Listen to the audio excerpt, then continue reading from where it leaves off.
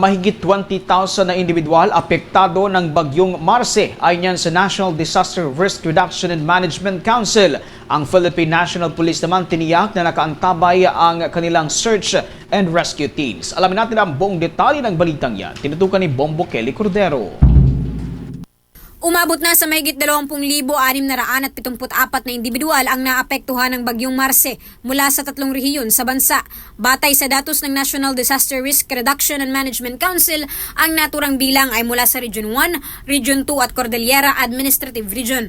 Katumbas ito ng nasa 7,233 pamilya at mula sa bilang na ito nananatili sa iba't ibang evacuation center ang nasa 3,958 pamilya o katumbas ng 11,476 na individual.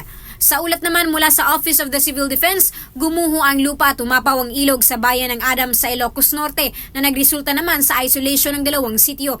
Habang tinututukan o binabantayan naman ngayon ang Abra River kung saan tumaas ang level ng tubig kaninang madaling araw. Samantala, tiniyak naman ng Philippine National Police na nakaantabay ngayon ang kanilang search and rescue teams.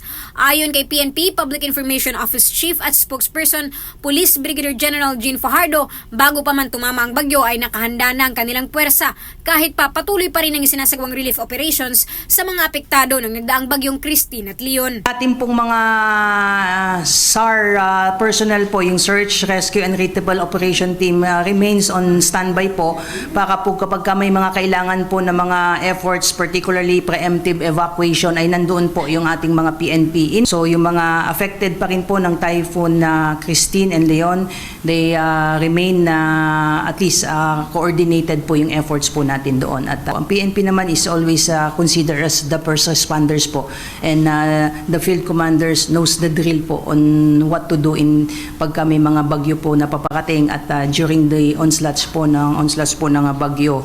Para sa Bombo Network News, Bombo Kelly Cordero nag-uulat para sa number 1 and most trusted radio network in the country, Bombo Radio Philippines. Basta Radio, Bombo!